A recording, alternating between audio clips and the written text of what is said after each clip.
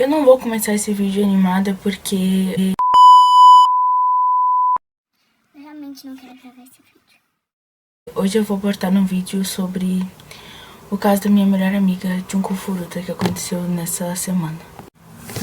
A Junko, como muitas pessoas já sabem, ela era e é minha melhor amiga e ela tinha 17 anos quando foi capturada por 4 monstros da escola. Eu não quero nem chamar essas pessoas de humanos porque o que eles fizeram com ela, tipo, não... É monstros mesmo, esses... Bom, mas primeiro de tudo eu vou começar com uma contextualização do que aconteceu com a Junko pra vocês não ficarem tão perdidos. Como diz, pesquisas ficam enrolando muita coisa e muitas coisas são mentiras. Bom, eu vou começar com o pior de todos, que foi o Miyano, o nosso ex-colega Hiroshi Miyano. Ele tinha 18 anos e ele se interessava muito na Yakuza, a máfia japonesa. E não demorou muito pra ele alcançasse a maioridade e conseguisse entrar nessa máfia.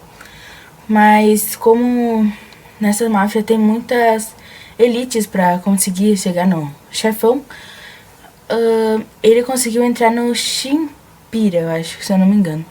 Shinpira é como se fosse a menor elite que tem. A elite dos primeiros, assim, que não tem muito o que fazer na máfia, mais ou menos.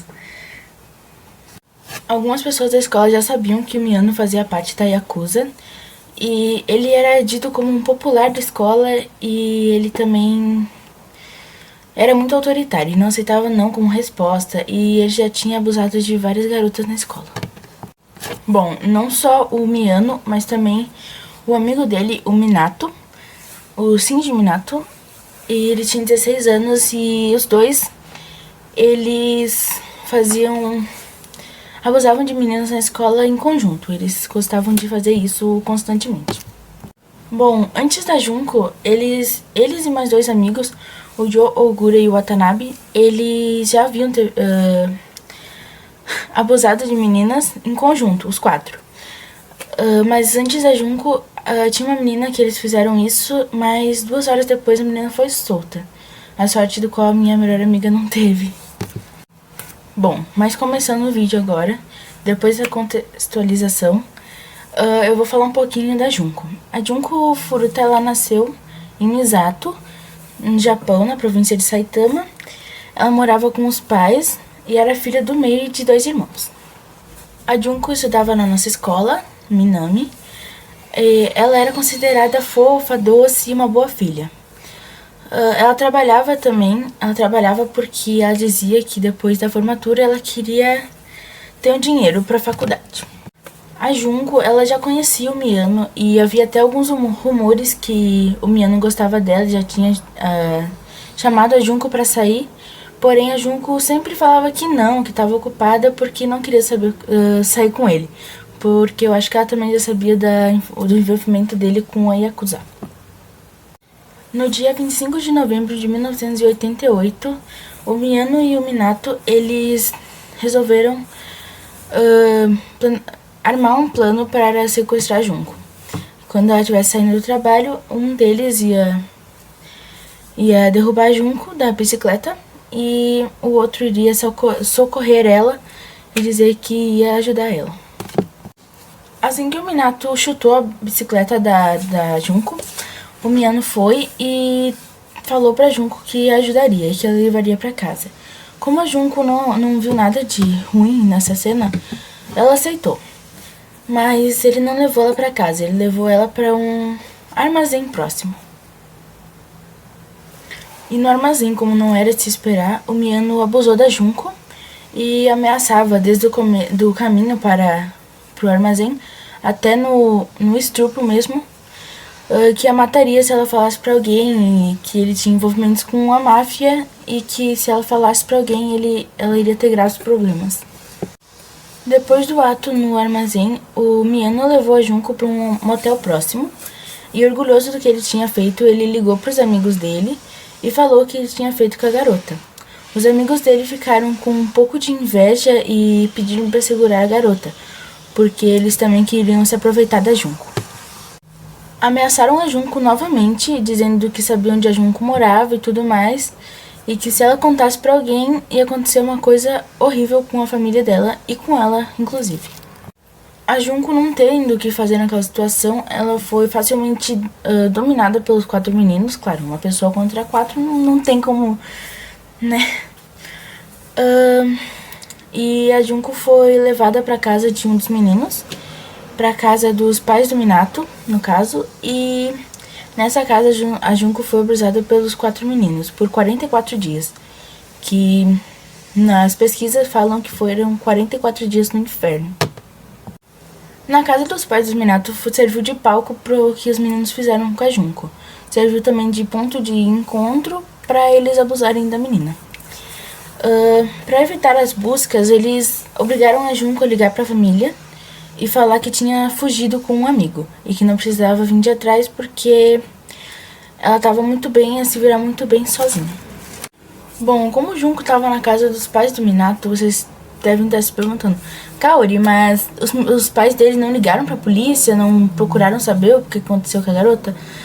Não, até porque o Miyano ameaçou eles, falando que se eles contassem ia acontecer algo ruim com eles também. Mais de 100 pessoas entraram e saíram da casa e não disseram nada sobre a menina e não perguntavam também.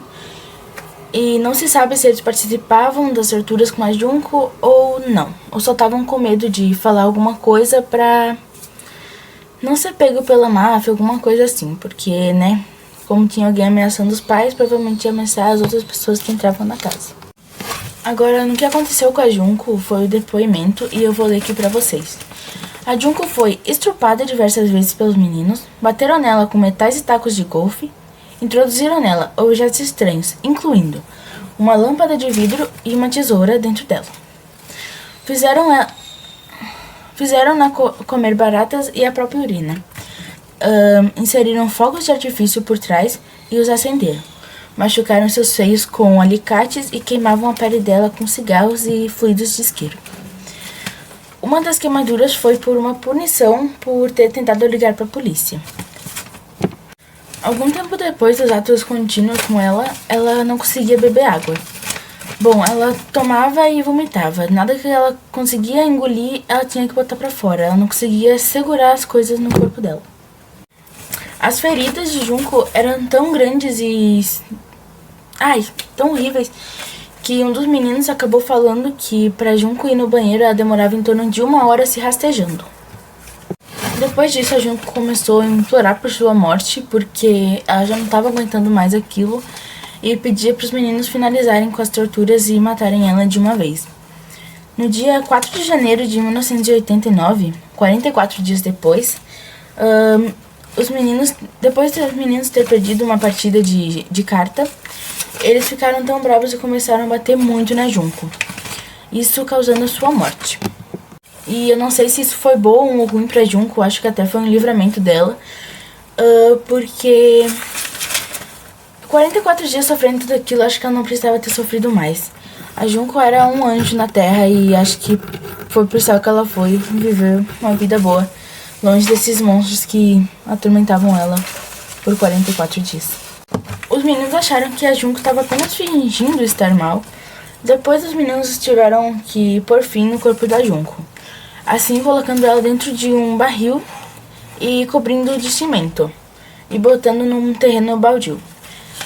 Depois de falarem, de acharem os meninos e perguntarem de Junko, o corpo dela foi achado no dia 29 de março de 1989. Se declararam culpados somente por agressão. Agressão física, não pela morte de Junko. Aqui tem um áudio de um dos meninos falando no tribunal sobre o que achavam que tinham feito com o Junko, e eu vou mostrar pra vocês. Sobre Junko, eu e meus colegas que cometemos o crime, nós não sabíamos das consequências que causariam nossas torturas. Achávamos que Junko estava fingindo a dor para pararmos de torturá-la. Nós fizemos de tudo o que está no relatório do crime e mais algumas coisas. Nós realmente não sabíamos do erro que estávamos cometendo. Depois desse depoimento de um dos meninos, a policial mesmo que foi investigar o caso da Junko falou o relatório dela sobre ter tirado o corpo da Junko de dentro do barril e visto aquela situação da menina. E depois eu mostro algumas fotos da Junko que foram tiradas pelos meninos logo depois da sua morte. O corpo da garota estava coberto de cimento. Seus machucados eram terríveis.